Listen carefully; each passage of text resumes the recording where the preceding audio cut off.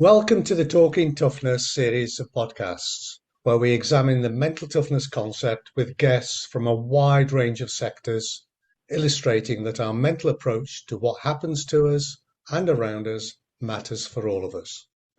Our guests come from the worlds of business and public service, education, social mobility, sport, and health. They all share their experiences and their observations about the factors that have enabled them to survive and to thrive on their journey through life.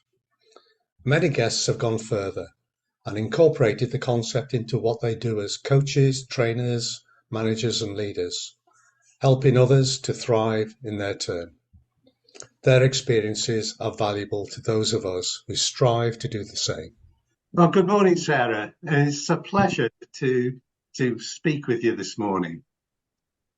Yeah, How are you? and John. Yeah. So I think it'd be useful to let the listeners know a little bit about what it is that you do, and perhaps a little bit about what are the big challenges in your work. Thank you, Doug. So I describe myself as a mishmash psychologist, in the sense that I'm a kind of coaching psychologist. I'm a occupational psychologist. I'm also a psychotherapist by training with additional mental health. So what I do is currently run a small clinic which covers mental health and well-being for a range of different service pathways, most of whom have either mental health needs or significant life challenges. And in our clinic, we also are a training placement for master's and doctorate level psychologists and therapists. That's what we do. Right. There's an interesting aspect to your work. You do some work in the prison service as well, if I recall.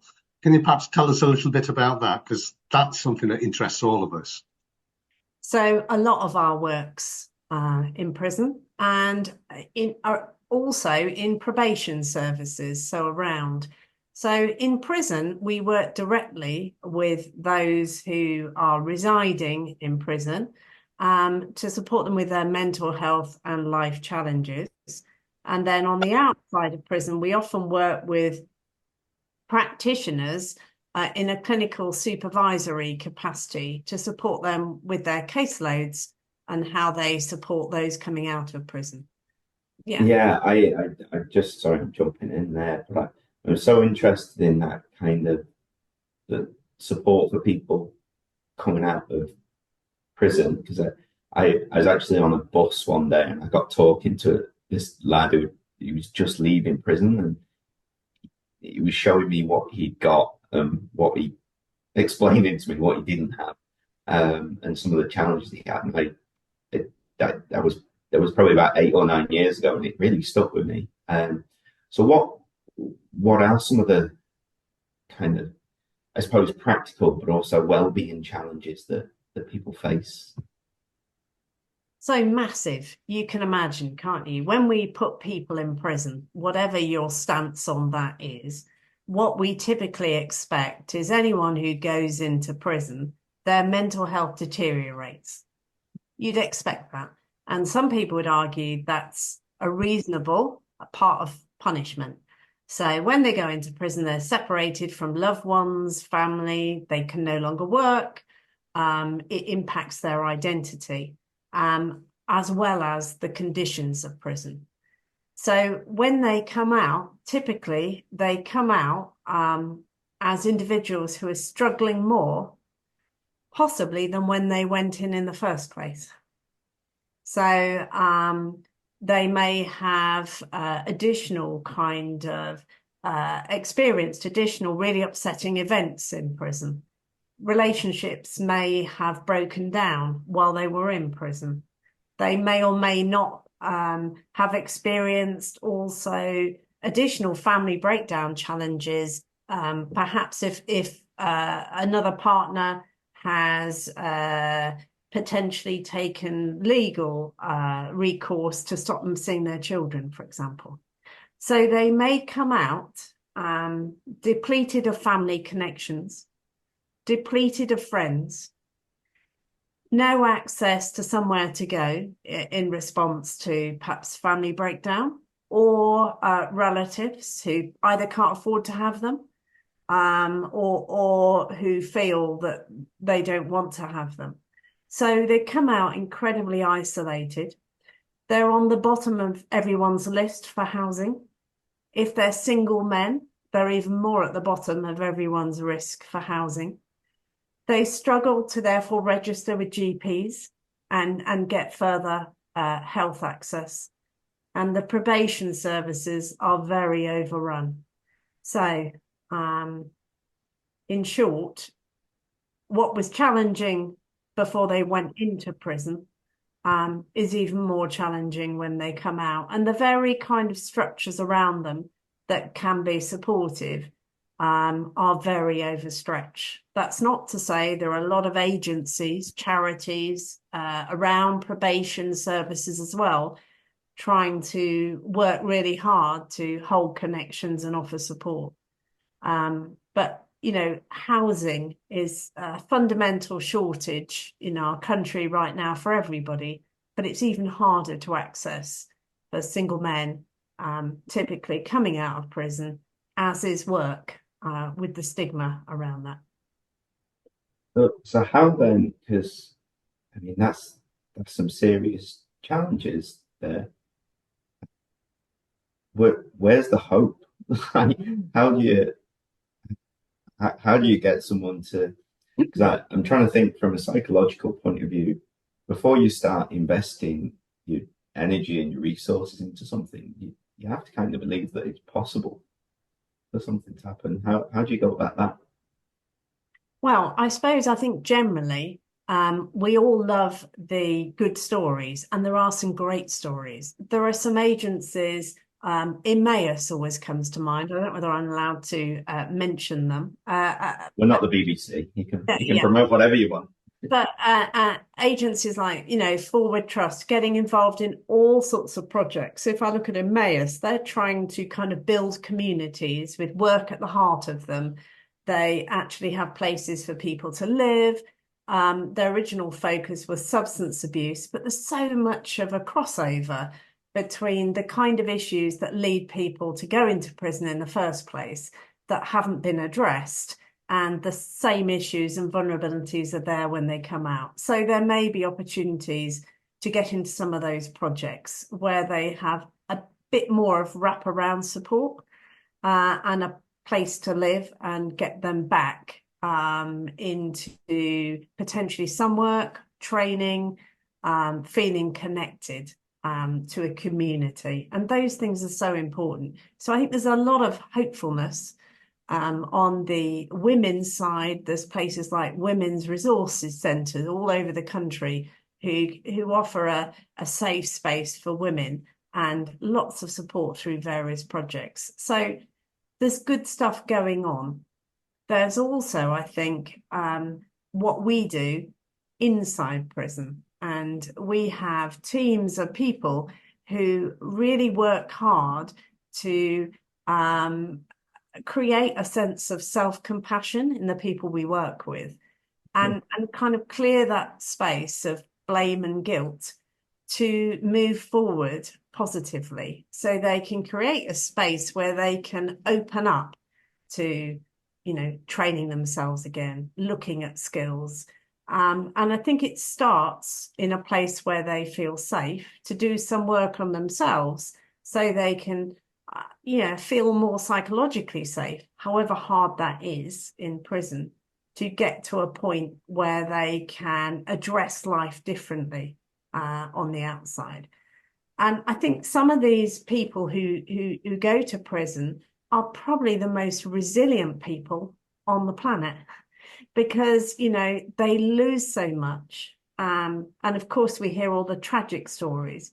But there are also many stories of people who come out of prison, rebuild family life, and who also get work again.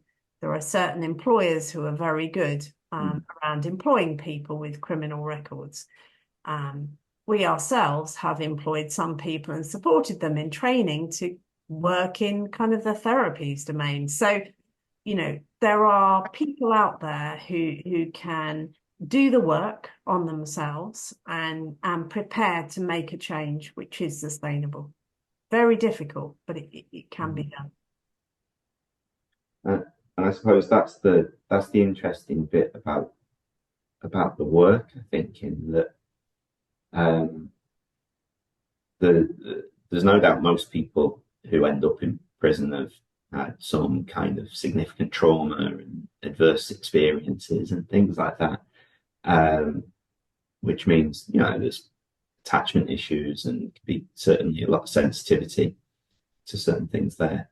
I suppose without supports, what we would see is those success stories are the ones who just happen to be tougher and more resilient, and they so they come through it and they're okay. But you know, the ones who just aren't that tough at the start, you know, the more sensitive ones that are in there through just genetics, they don't cope as well. Then without supports, where do they go? How do they kind of rehabilitate in any way? I think you've, you know, hit the nail on the head. Traditionally, the trajectory to get to prison is one of a whole load of adverse childhood experiences. You know, you're more likely, you know, we all know the stats, to drop out of education. You're more likely to come out of a situation which would be described as within poverty. You're more likely to perhaps have additional issues already, like neurodivergence or learning, you know, to be neurodivergent, perhaps with learning difficulties, autism, ADHD, which has not been supported. So by the time they arrive in prison, they've already had a disproportionate amount of difficulty and less support than anyone else. And when I say less support, typically people who are in prison, you know, so for women, we know that things like domestic violence is a strong indicator of women going into prison. For men, as described also. But I think what's really less clear is these are the people for whom the systems haven't been helpful. The education system has not met their needs. Healthcare, you know, they have not found a way through the healthcare system for either their physical ill health or their mental ill health. So they've struggled to work with professionals.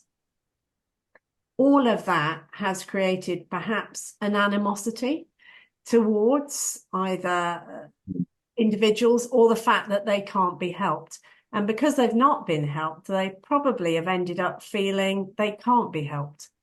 And, you know, that's not the fault of the person, that's the fault of the system, that those needs haven't been recognised and responded to.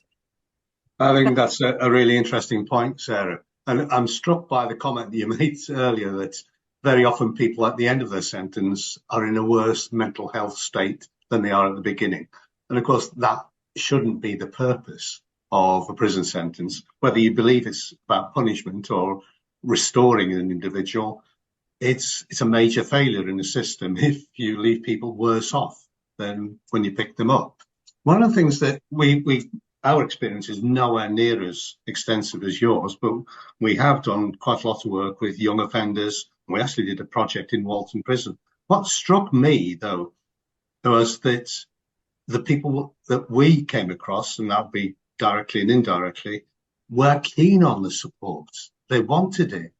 And is that your experience as well? Totally. We have wait lists, you know, that are just astronomical. They're huge wait lists for our services in prison. I think it's the traditional relationship with support that's been problematic, not the desire of individuals to seek it and get that support. So if the type of support isn't delivered in the way that meets the needs or people can access, then that's a system problem. Let me give you an example, Doug, that in prisons we've got a lot of men with ADHD, perhaps undiagnosed. And those guys have traditionally struggled to keep appointments. They've struggled to organise themselves to make appointments. They've struggled to keep appointments, and they've struggled to stay in with engagements that go on too long or don't deliver an outcome soon enough.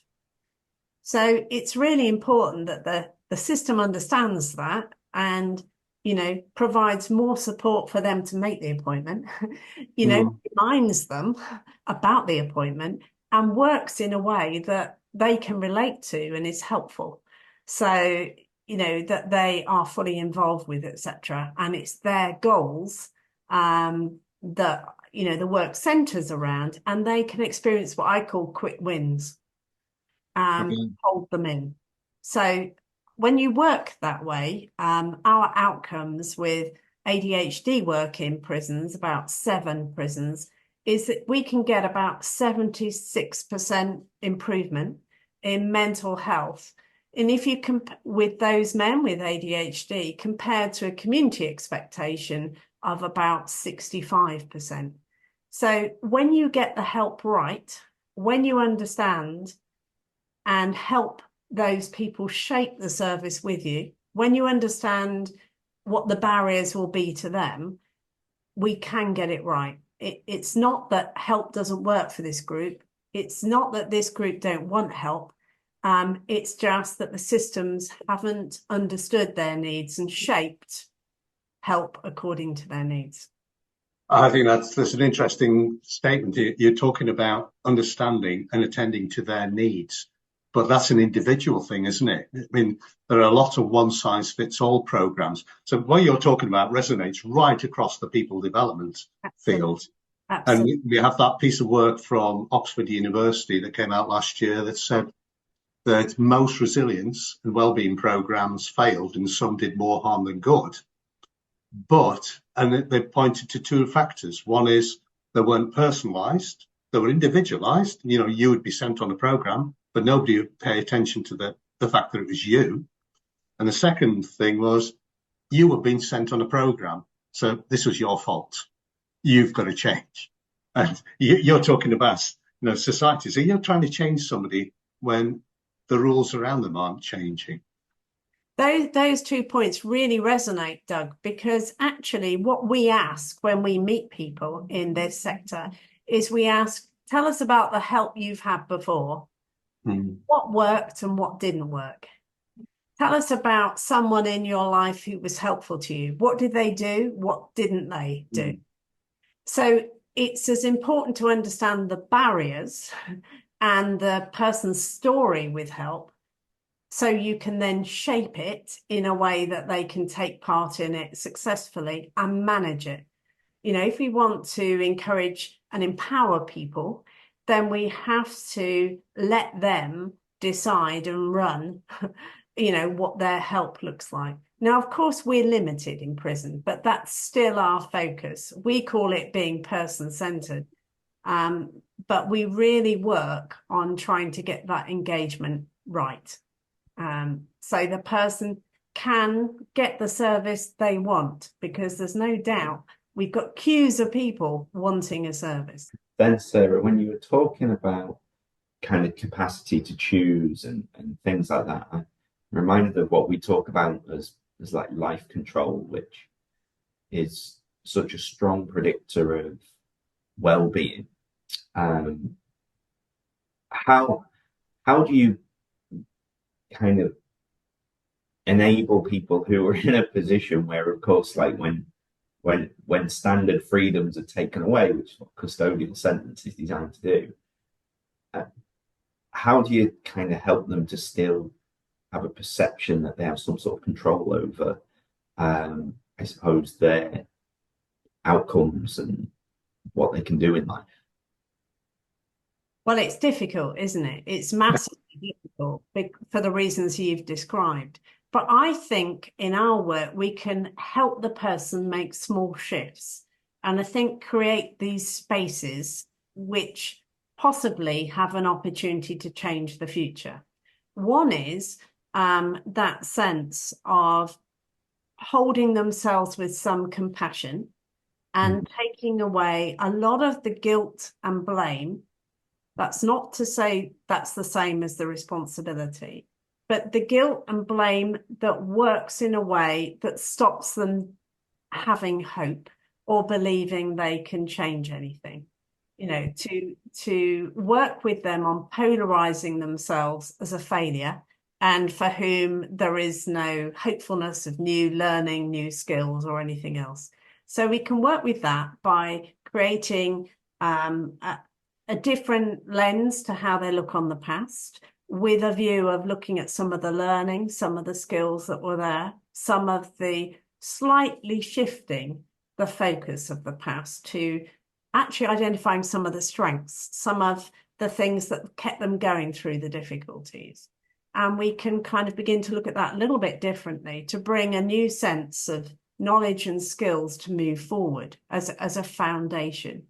We can also, apart from that strengths-based approach, we can help them understand the opportunities in their environment, if there are any, depending on the category and losses of freedoms.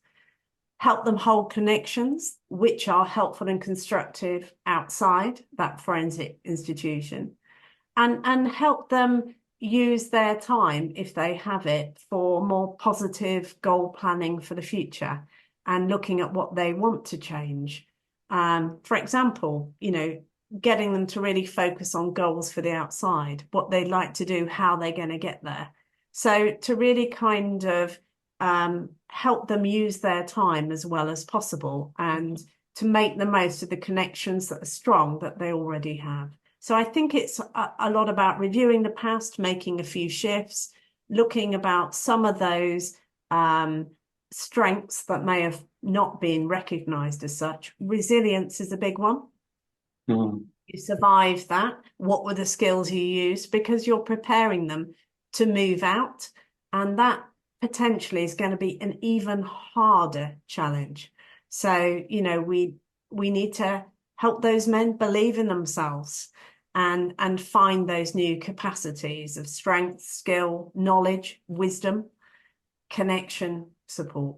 All of that would imply that there's a lot of resource needed, because if we're talking about essentially changing somebody's mindset, that mindset has been developed over 20, 30, 40 years.